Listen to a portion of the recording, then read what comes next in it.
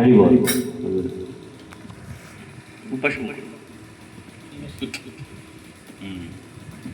হরি বল।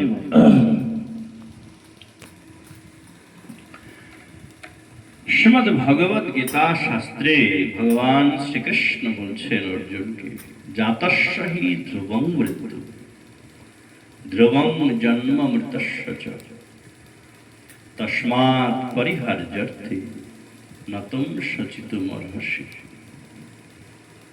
হে অর্জুন, জন্ম মৃত্যু নিয়ে শোক করা উচিত নয়। কেন? জাতস্য হি ধ্রুবং মৃত্যু, যার জন্ম হয়েছে তার মৃত্যু হবেই হবে।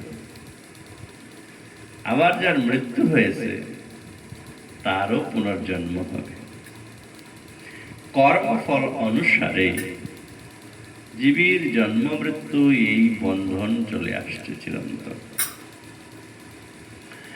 আজকেও হতে পারে, আবার শতবর্ষ পরেও হতে পারে। এটা ভাগবতে বলেছেন, মৃত্যুর জন্মাবতাং বীর দেহেন সহ জায়তে অদ্য বাপ্ত শতান্তে বা মৃত্যুর বই প্রাণিনাং ধ্রুব।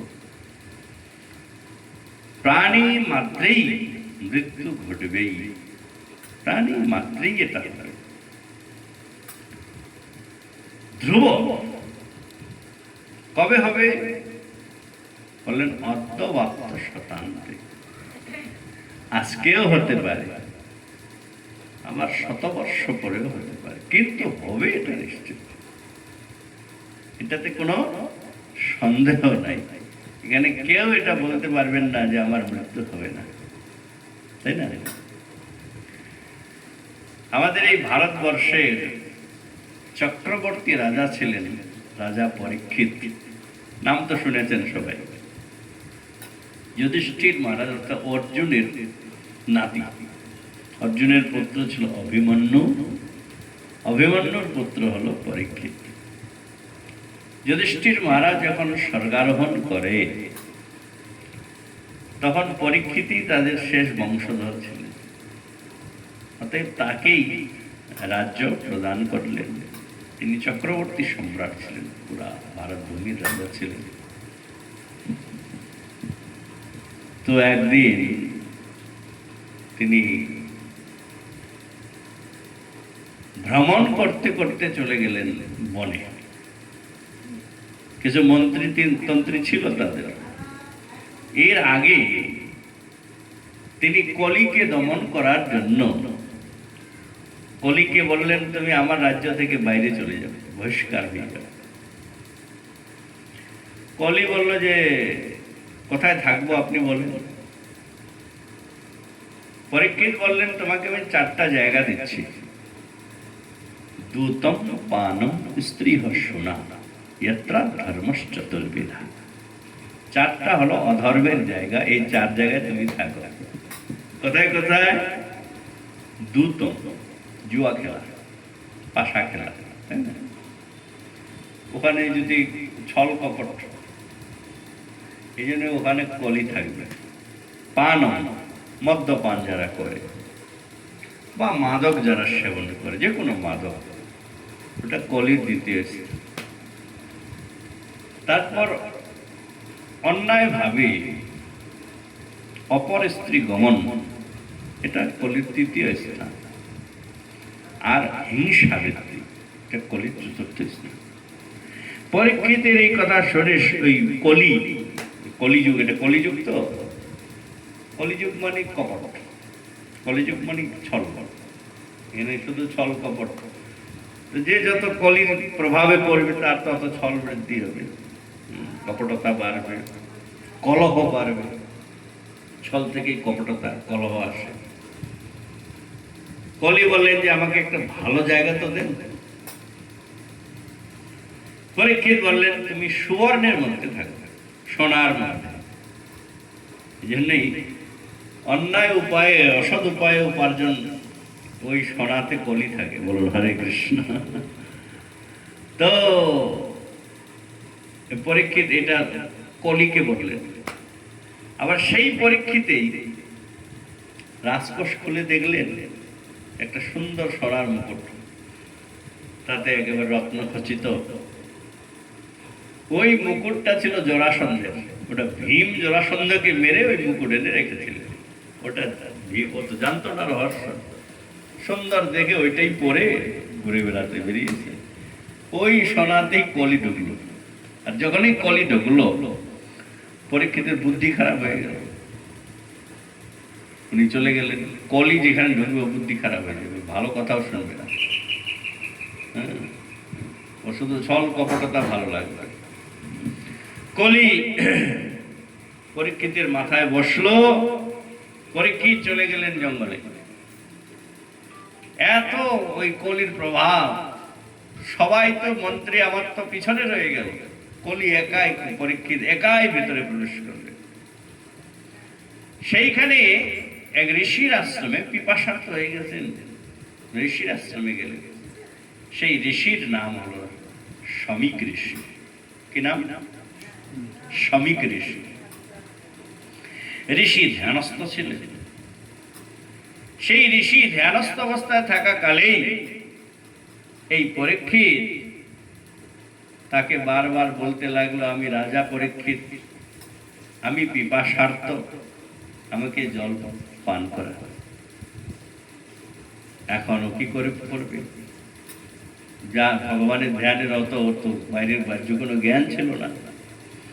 পরীক্ষিত ভাবলো যে নিশ্চয়ই ইনি আমাকে অপমান করছে।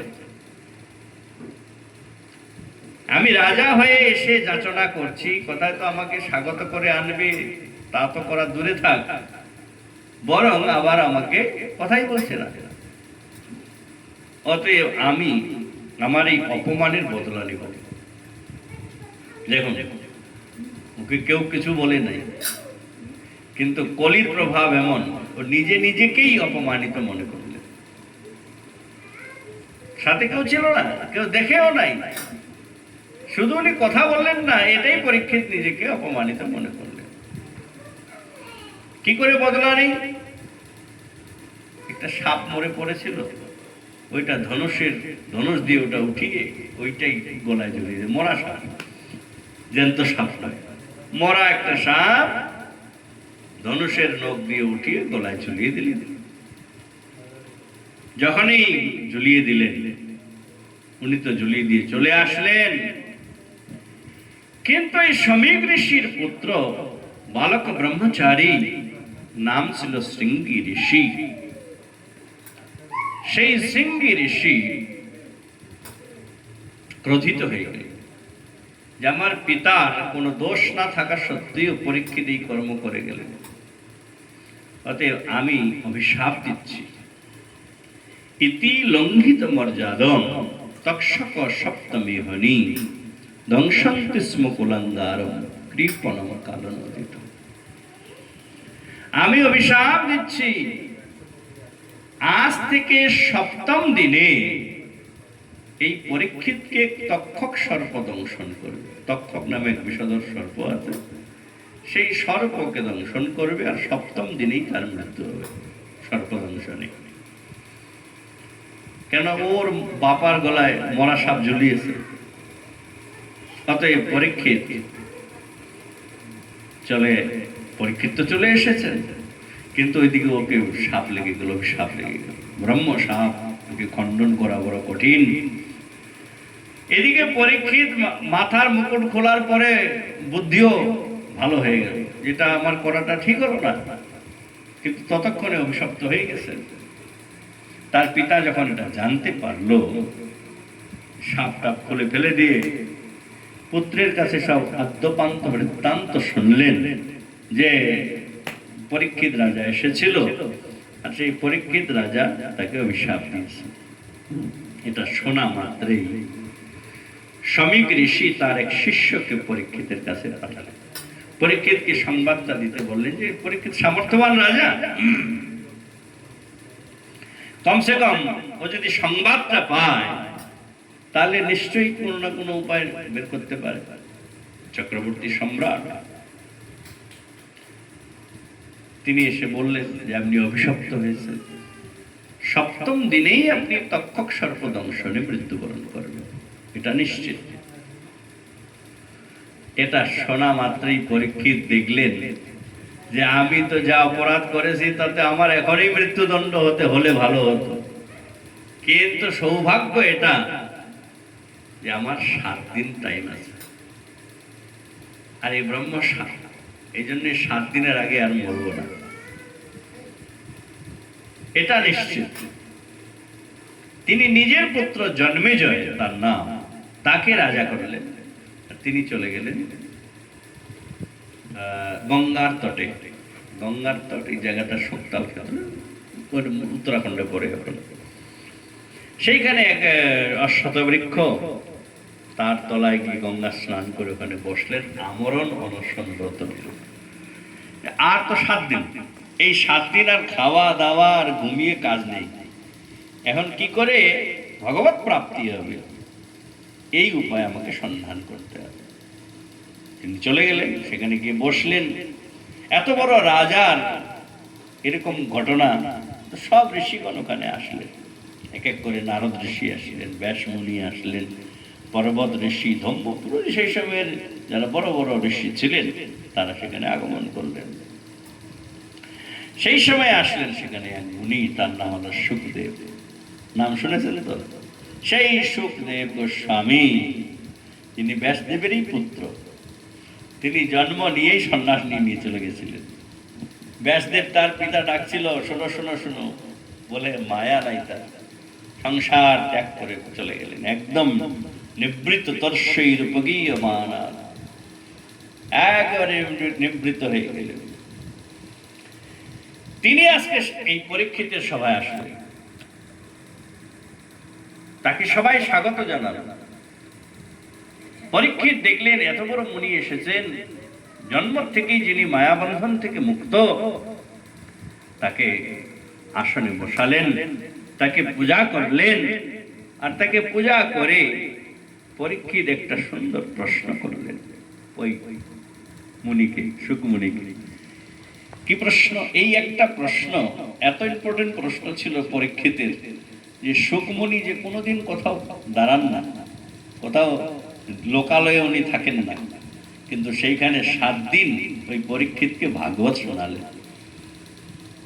কি প্রশ্ন করলেন? পরীক্ষিত প্রশ্ন করলেন, অতঃ পৃচ্ছামি সংসিদ্ধিম যোগিনাম পরমম গুরু পুরুষস্যেহ যৎ কার্যম ম্রিয়মানস্য সর্বথা।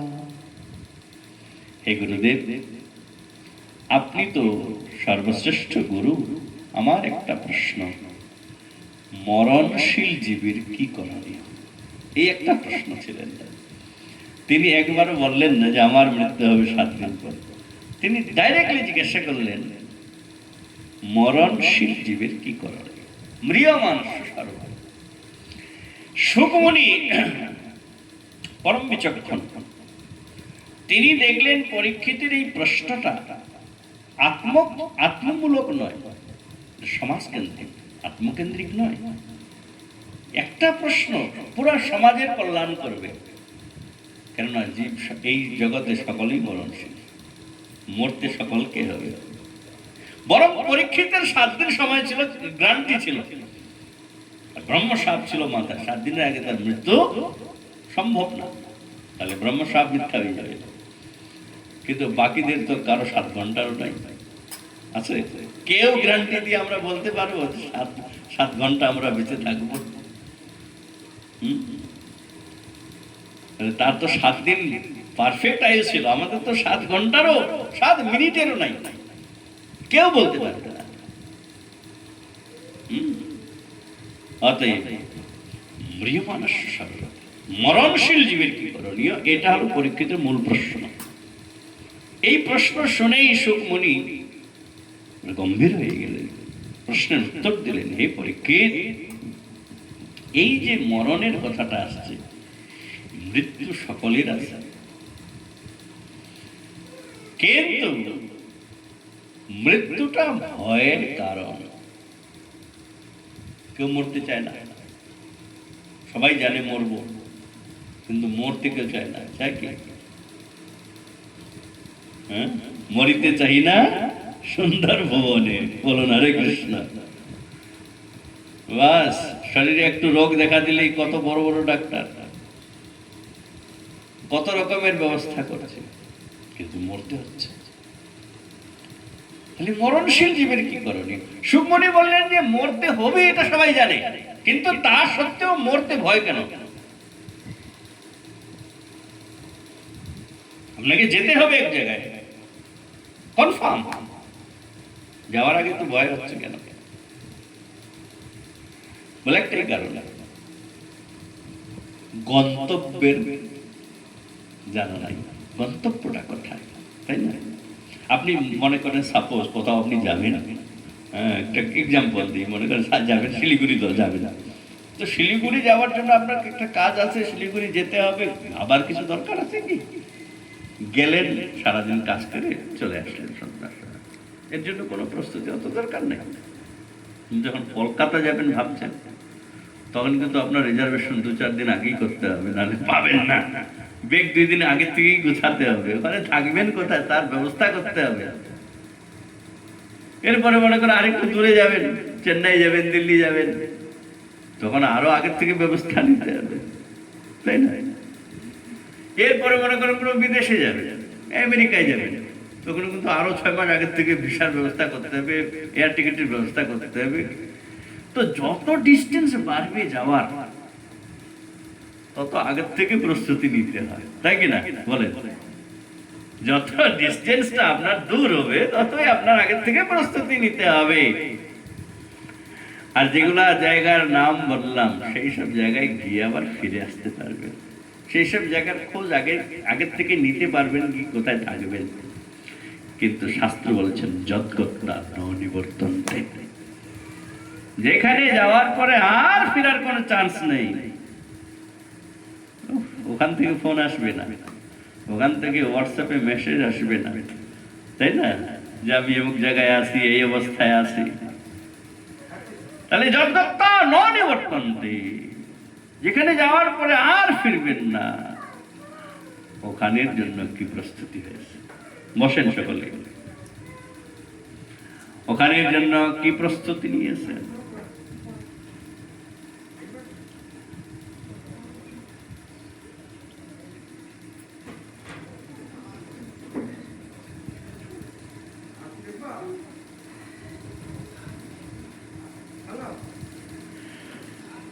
এইটাই হচ্ছে সুখমণির প্রশ্ন।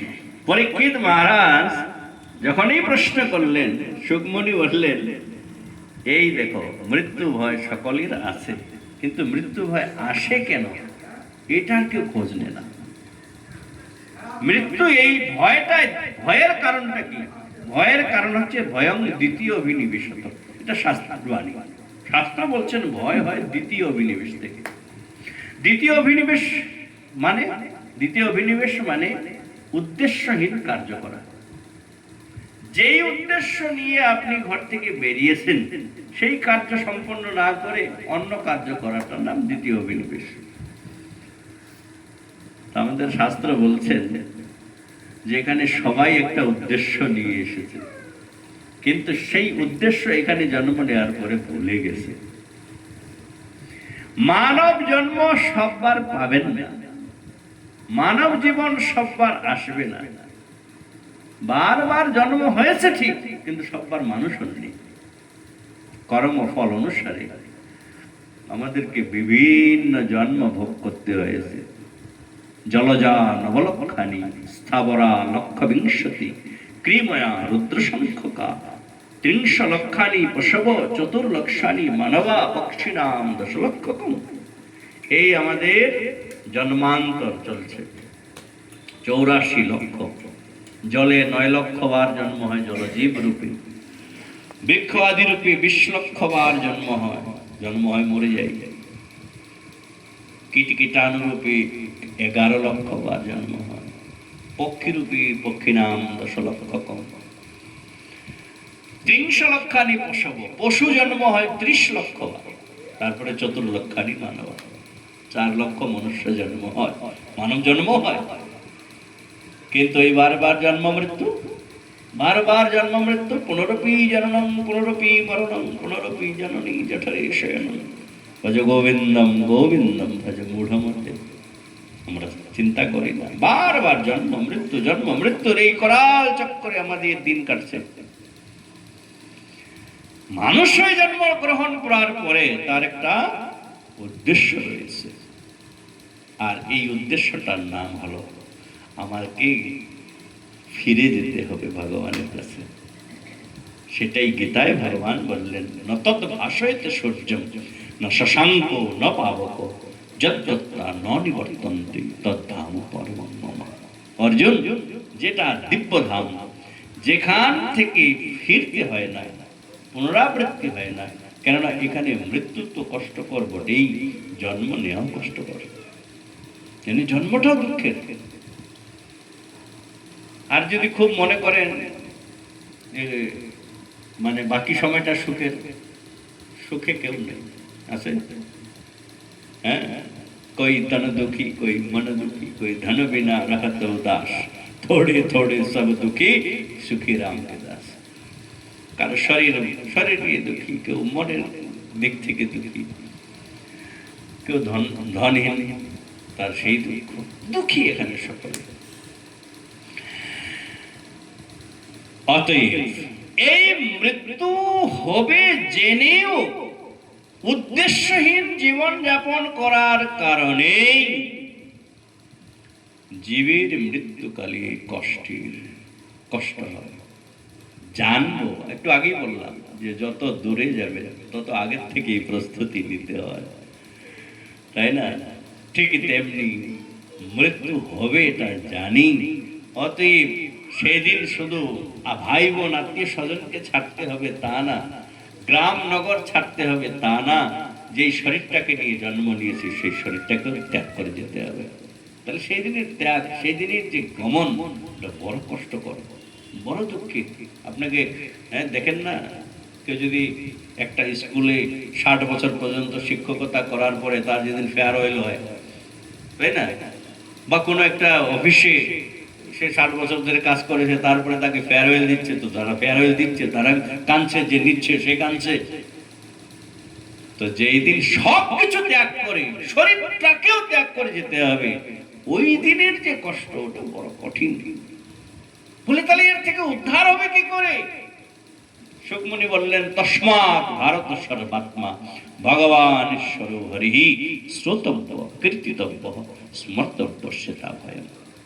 হে পরীক্ষিত, এই ভয় থেকে বাঁচতে গেলে কেবল ভগবানের শরণ গ্রহণ করো, ভগবানের কথা শুনো, শুনতে তো হবে, ভগবানের কথা শুনো, কীর্তন তো করতে হবে, ভগবানের কথা বলো, আর ভগবানকে স্মরণ করো, তোমার এই ভয় আর থাকবে না।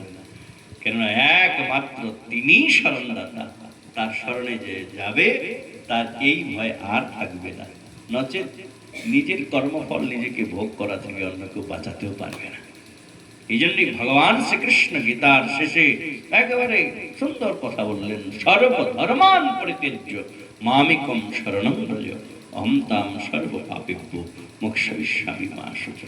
হ্যাঁ, কমন শ্লোক, সবাই জানে, সব ধর্ম ত্যাগ। ভগবান বলছেন স্পষ্ট বাক্য দিয়ে, ওইসব ছাড়ো, ধর্ম নিয়ে অত পড়ে থাকো না, কেবল আমার শরণ গ্রহণ করো। যেদিন জীব ভগবৎ শরণাপন্ন হবে, যেদিন জীব ভগবানের হয়ে যাবে, মীরাবাই বলছেন, মেরে তো গিরিধর লাল দোসরা না কই। যেদিন আমরা নিজেকে ভগবানের কাছে সারেন্ডার করতে পারবো, অ্যাবসলিউটলি একেবারে পূর্ণাঙ্গ রূপে যেদিন শরণাগত হতে পারবো যে আমি তোমার, সেই দিন ভগবান আমাকে গ্রহণ করবেন, সেই দিন আর আপনার এই মৃত্যু ভয় থাকবে না। মৃত্যু তো হবেই। আমাদের ব্রজবাসী ভক্তগণ বলেন, যেহি মরনে সে জগৎ ডরে সো মেরে আনন্দ কব মরি হো কব ভেটি হো পুরন পরমানন্দ। আরে মৃত্যু নিয়ে এত কিসের ভয়? হ্যাঁ, আমি ভগবানের দাস, যেদিন আমি এই শরীর ত্যাগ করবো সেদিন ভগবানের কাছে যাবো, সেদিন তার সেবা করবো, তাই না? এই জন্যে শ্রী চৈতন্য মহাপ্রভু কলিযুগ পাবন অবতারী আমাদের এই কলিযুগের জীবের দুর্দশা দেখে অতি সহজ করে এই শরণাগতিকে, এই ভগবত ভক্তিকে প্রকাশ করলেন, এই কলিযুগের জীব অন্য সাধনায় ব্রতী হতে যেও না, তোমরা কর্ম দিয়ে, জ্ঞান দিয়ে, যোগ দিয়ে, সাধ্যায় দিয়ে, তপস্যা দিয়ে, ত্যাগ দিয়ে ভগবত আরাধনা করতে পারবে না। যদি পারো তো কেবল আর কেবল মাত্র ভক্তি দিয়ে, আর সেই ভক্তির যদি প্রকাশ কিছুর দ্বারা হবে তো সেটা হবে কেবল ভগবানের নাম দিয়ে। হরে কৃষ্ণ বলেন, হরে কৃষ্ণ হরে কৃষ্ণ কৃষ্ণ কৃষ্ণ হরে হরে, হরে রাম রাম রাম হরে হরে। ভালো করে বিচার করে দেখুন, এই হরিনাম ছাড়া জীবের গতি নাই। আছে? হ্যাঁ, শেষ সময় নিয়ে যাওয়ার সময় হরিবল বলেই নিয়ে যায়। কেন? হরের নাম হরের নামই কেবলম, কলো নাস্তিব নাস্তিব নাস্তিব গতিরন্যথা। সকলে হরিনাম করবেন। মায়ের নামটা কি বললেন? হ্যাঁ, স্বর্গীয়া গৌরী রায় মায়ের আজকে আদ্য শ্রাদ্ধ বাসর। তিনি ভগবত ধাম প্রাপ্তি করুন, আত্মকল্যাণ আত্মসুখে হন, এই আশা করি, ভগবানের চরণ নিবেদন করি। বাঞ্ছা কল্পতরুভ্যশ্চ কৃপা সিন্ধুভ্যশ্চ পতিতানাং পাবনেভ্যো বৈষ্ণবেভ্যো নমো নমঃ। সকলে একটু আমার সাথে মহামন্ত্র কীর্তন করবেন। হ্যাঁ, সকলেই গাইবেন, তাই তো? জয় রাধা মাধব জয় কুঞ্জ বিহারী, রাধা